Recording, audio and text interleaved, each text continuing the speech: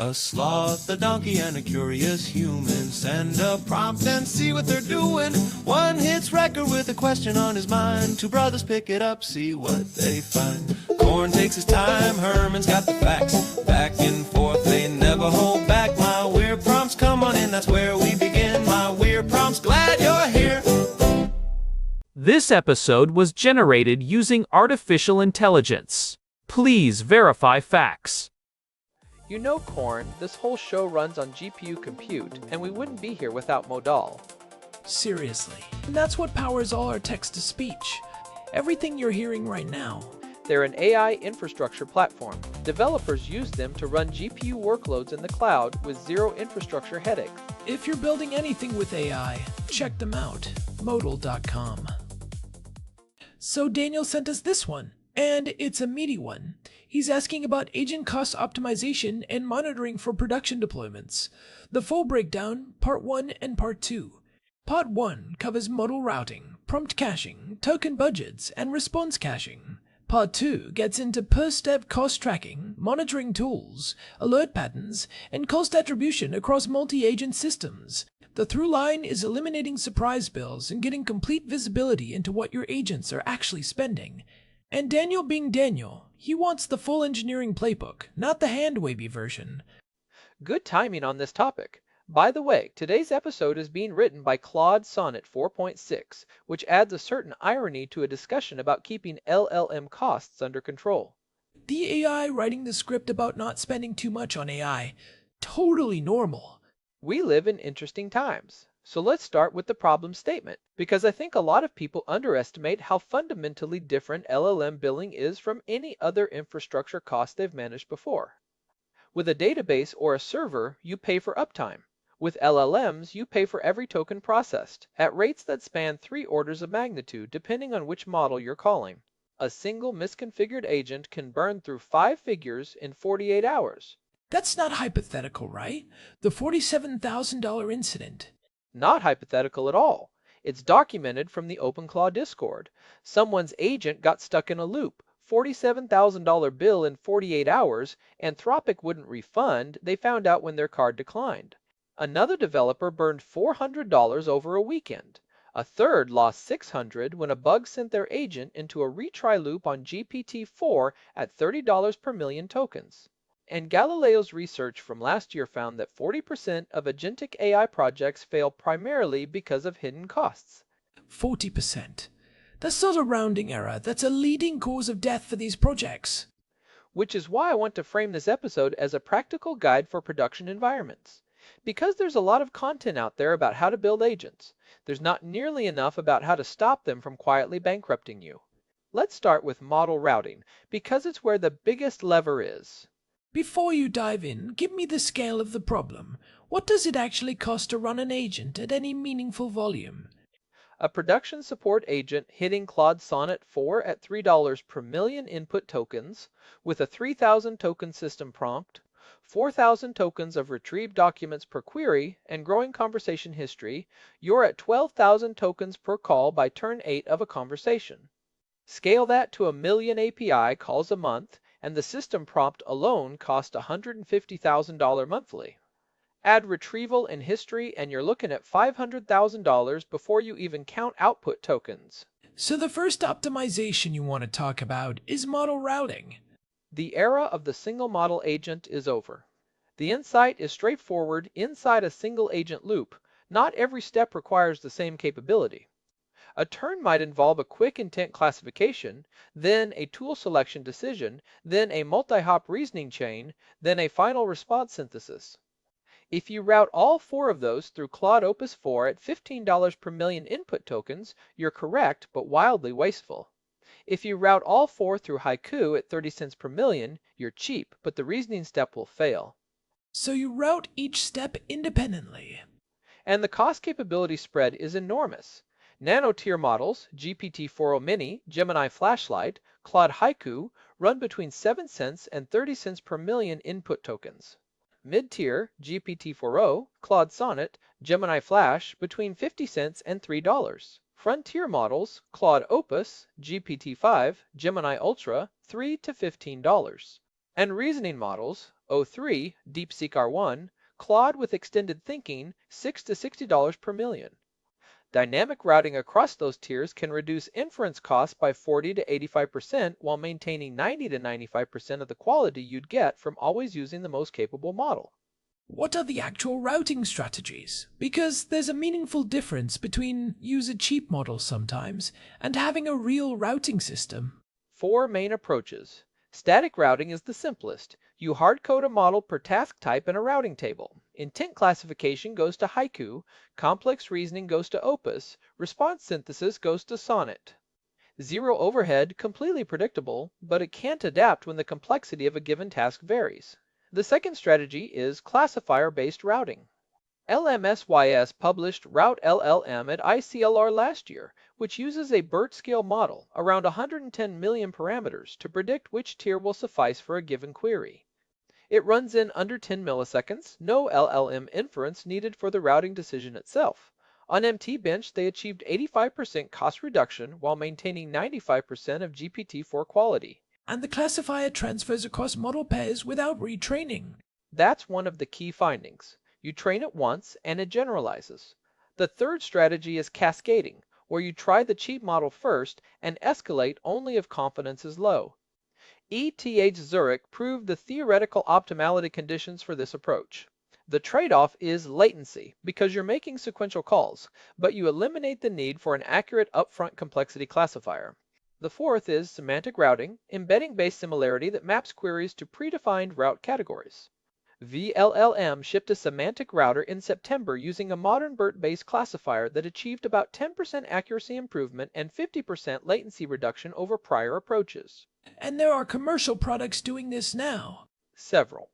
OpenRouter has an auto router powered by Not Diamond's meta model that selects among dozens of models automatically. Martian was the first commercial LLM router. Backed by $9 million from NEA and General Catalyst, claims up to 98% cost reduction, used by over 300 companies. Amazon Bedrock shipped intelligent prompt routing to general availability in April last year. Routes within model families, Claude 3.5 Sonnet versus Claude 3 Haiku, claim 60% cost reduction with no additional API cost.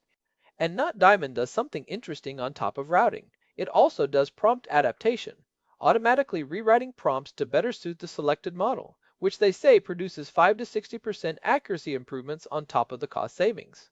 Alright, let's talk about prompt caching, because this one is particularly interesting to me. The mechanism is different depending on the provider.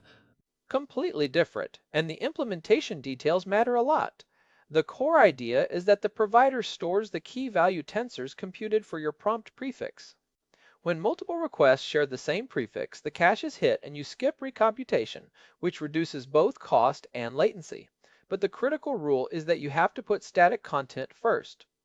Any change to early tokens invalidates the cache for everything that follows. If you put a timestamp or a per request ID at the top of your prompt, you've defeated caching entirely. Which sounds obvious, but I bet a lot of teams are doing exactly that. More than you'd think. The Anthropic implementation requires explicit cache control markers. You add cache control ephemeral to the system prompt block. The minimum eligible size is 1,024 tokens. Cache creation costs 25% more than standard input tokens, but cache reads cost only 10% of standard input tokens. Cache TTL is 5 minutes, refreshed on each hit, and you can track it in the usage response via cache creation input tokens and cache read input tokens. OpenAI is different. OpenAI is automatic, no code changes required. It caches the longest common prefix of prompts longer than 1,024 tokens. You just check prompt tokens details.cache tokens in the usage field to see what you're saving. The implication is that for OpenAI, your job is purely structural. Make sure your system prompt is stable and at the top, put variable user content at the bottom. And for self-hosted infrastructure, if you're running VLLM, you want to route requests that share a prefix to the same GPU worker. The cache lives on that worker, so if you load balance across workers randomly, you'll miss cache hits even when the prefix is identical. Thomson Reuters documented a 60% cost reduction on legal document summarization just from caching the boilerplate legal context that got prepended to every query. Production teams on read-heavy workloads commonly report 60 to 80% reductions in input token computation from prefix-aware routing. Let's move to token budgets, because I think this is underappreciated as an optimization. People think about it as a correctness concern, not a cost concern. Both, and they're connected through something called context rot. LLM performance degrades before you hit the context limit. The lost in the middle effect is well documented. Attention concentrates at the beginning and end of the input, while content in the middle becomes unreliable. Instructions buried at turn 12 of a 30-turn conversation may effectively disappear. The model doesn't error out, it just quietly ignores them. This starts happening at 60 to 70% capacity utilization, even on models advertising a million-plus token context window. So the model is silently degrading before you even hit a hard limit. And you're paying for the tokens that are being ignored, which is why you need budget tiers that allocate by priority rather than chronology. Protected content, the system prompt and current query always included. High priority, current tool results, and the latest retrieved documents, about 30% of the remaining window. Medium priority, the last 5 turns of conversation history, about 25%. Low priority, older history, gets the remainder. When you approach the limit, you compress from the bottom up and never touch protected content. The summarization pattern is interesting here. Walk me through that. After every 8 to 12 turns, you trigger a background summarization pass. You replace raw history older than end turns with a structured summary injected as a system message. A structured summary storing user context, decisions made, and current task state can replace 2,000 tokens of dialogue with 80 tokens. A 2025 analysis found structured summaries over 8 to 12 turns reduce per turn token usage by 40 to 60% with negligible accuracy loss. The trade-off is one additional LLM call per summarization cycle, which is usually worth it, but you want to run that summarization with a cheap model. There's also the question of using the right tokenizer, which people get wrong. Badly wrong. Using tick token to count Claude tokens can produce estimates off by 30 to 50%. Each model family has its own tokenizer. GPT-4o uses tick token with the O200K base encoding. Anthropic has a free count tokens endpoint that doesn't consume rate limits. Gemini uses a sentence piece based tokenizer accessible through the SDK. Llama requires the exact Hugging Face tokenizer from the repository. And each message in OpenAI's Chat Completions API adds about 4 tokens for the ChatML wrapper overhead. These aren't rounding errors at scale. The fourth optimization is LLM response caching, which is different from prompt caching. This is memoizing the responses themselves. 3-layer architecture. Layer 1 is exact match caching. You SHA-256 hash the prompt plus model plus temperature, use that as a Redis key, TTL of 24 hours. Sub-millisecond lookup. Best for FAQ systems, documentation search, chatbots with predefined flows. Layer 2 is semantic caching. You generate an embedding for the incoming prompt, do a vector similarity search against cached embeddings, and return a cached response if similarity exceeds your threshold. The reference implementation uses Redis vector search with flat algorithm and cosine distance. Layer 3 is the provider-level prompt caching we just discussed. What's the right similarity threshold for semantic caching? Above 95 you're very strict, only nearly identical queries match. 90 to 95 is balanced, good for most use cases. 85 to 90 is lenient, you get more hits, but risk returning an irrelevant cached response. Below 85 is too loose for production. And a 2025 routing paper made an important point that semantic similarity alone is fundamentally inadequate for production caching. You need to combine it with recency and context match signals. The combined impact of all 3 layers is meaningful. Exact match alone gives you 15 to 30% hit rates, semantic alone gets you 25 to 45%, combined you're at 40 to 60%, and adding provider-level prompt caching on top gets you to 50 to 70% hit rates with 45 to 70% cost reduction. Alright, let's shift to part 2, monitoring and cost tracking. You can't optimize what you can't measure, and a lot of teams are flying completely blind here. The production standard is open telemetry. You set up both metrics for aggregated views and traces for per request detail, pointing at the same backend. The key metrics to instrument are token usage histograms for input, output and total tokens, a cost histogram in USD, a latency histogram in milliseconds, a request counter, and an error counter. The instrumented call pattern wraps every LLM call in a trace span, measures latency with a high-resolution timer, extracts token counts from the usage field, calculates cost from a pricing table you maintain, and records everything to both the metric system and the span attributes. The feature tagging piece is crucial for attribution. Essential.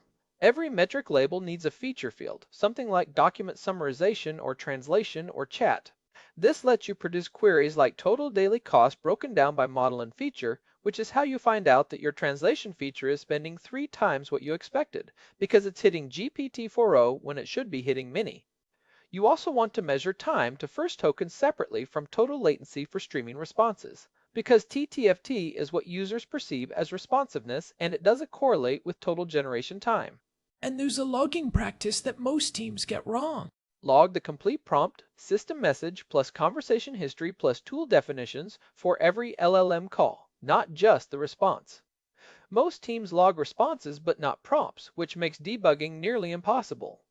When something goes wrong at turn 7 of a 12-turn conversation, you need to see exactly what the model was given, not just what it produced. Yes, it's verbose. It will save hours when you're trying to understand why an agent went sideways.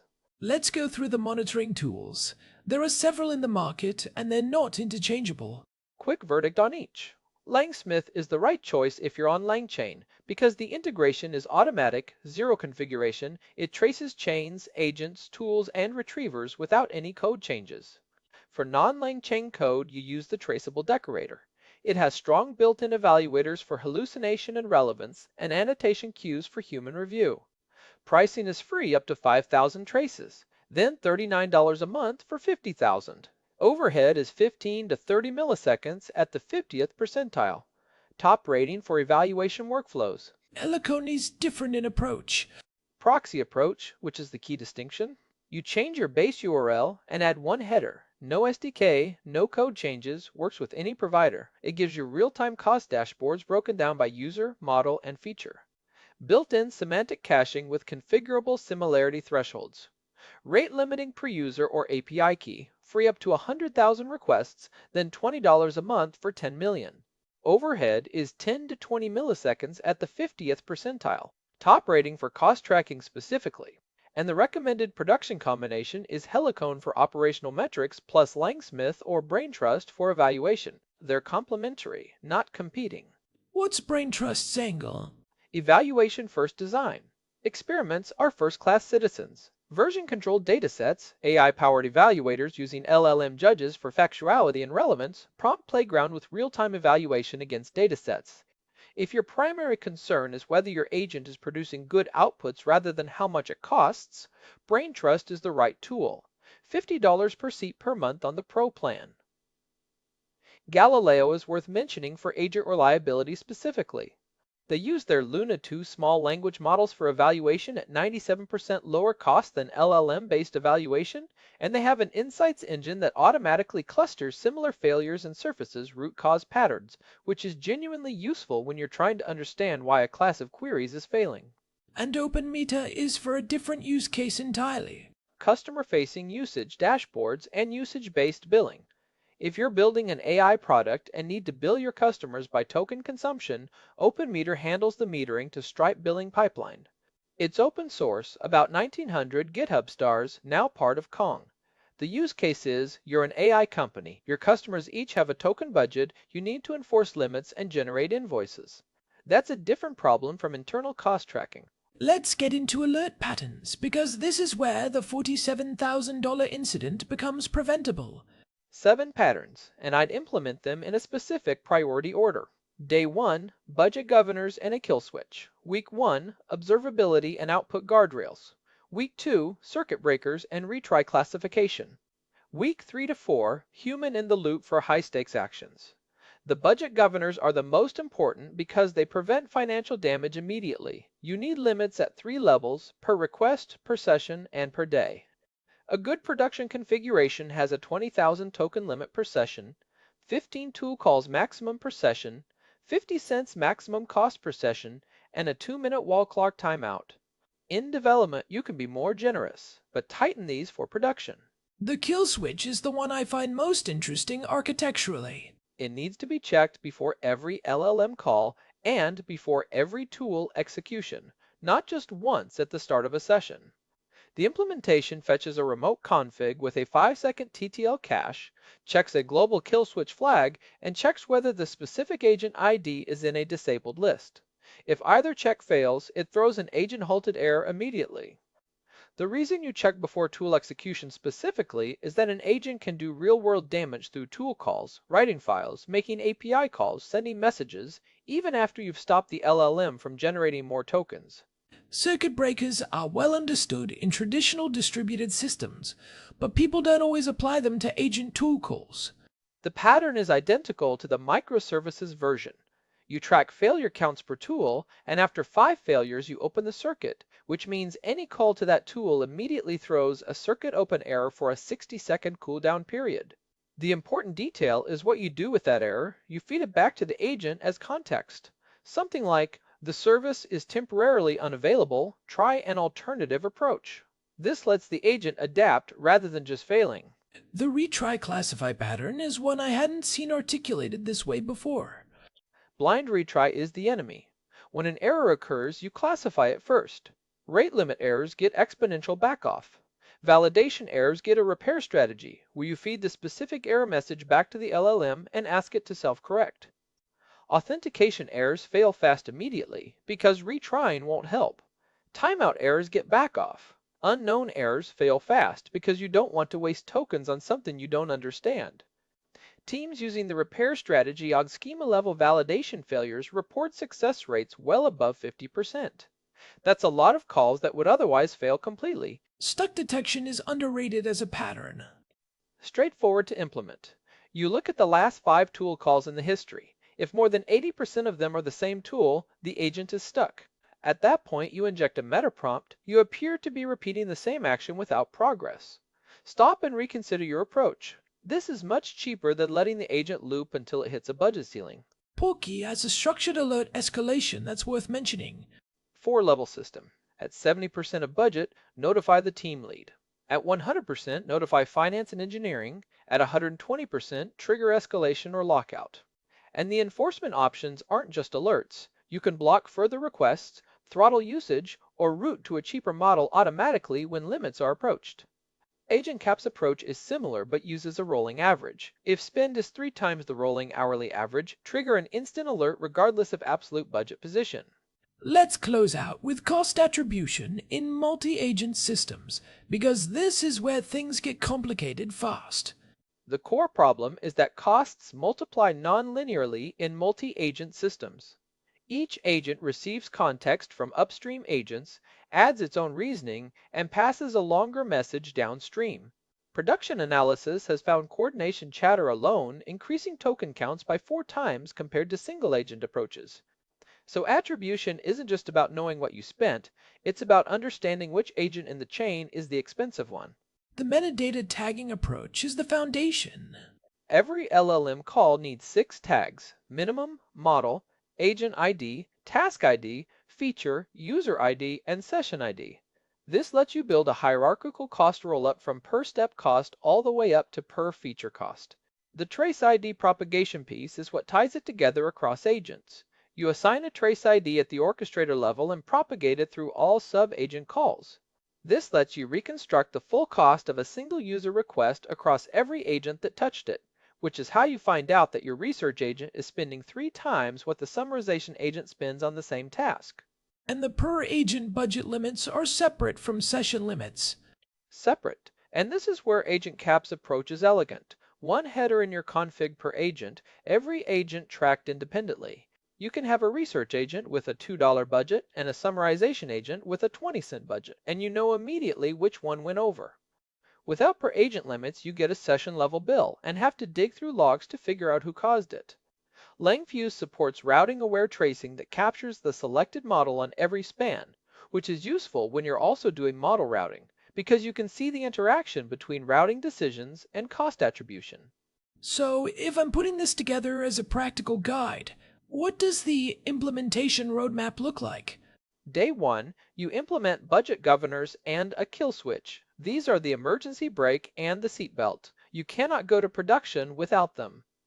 Week 1, you add observability, the open telemetry instrumentation with full prompt logging, and you add output guardrails.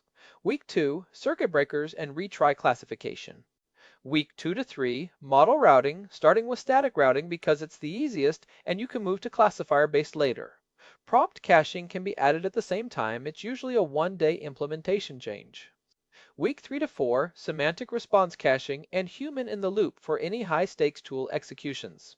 And throughout all of this, you're reviewing your cost dashboards weekly and tightening budget limits as you understand the actual distribution of what normal looks like. The thing I keep coming back to is that most of these optimizations are not just cost optimizations, they're also reliability optimizations. Stuck detection, circuit breakers, token budgets, they all make your agent more robust, not just cheaper. That's the reframe I'd encourage anyone building production agents to internalize. The monitoring and cost infrastructure isn't overhead, it's what makes the system trustworthy enough to actually run in production. A $47,000 incident isn't just a billing problem, it means your system ran for 48 hours doing something completely wrong and nobody noticed. The observability layer is how you ensure that can't happen. Good place to land. Big thanks to our producer Hilbert Flumingtop for putting this one together, and to Modal for providing the GPU credits that power this show. This has been My Weird Prompts. If you haven't followed us on Spotify yet, search for My Weird Prompts and hit follow so you don't miss new episodes. See you next time. This episode was generated using Gemini Flash 3. Text-to-speech engine was Chatterbox. Thanks for listening to our show, My Weird Prompts, where our thoughts go from slow takes to facts on cue. We change and follow through. My weird prompts, that's the close from sloth from man from long-eared host. My weird prompts, until next time, stay curious, keep